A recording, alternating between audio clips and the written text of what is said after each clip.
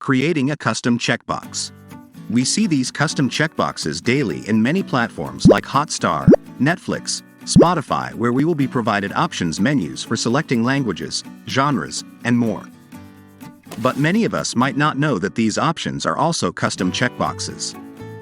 So, in today's video, we'll explore the fascinating world of HTML and CSS to craft our very own custom checkbox options menu.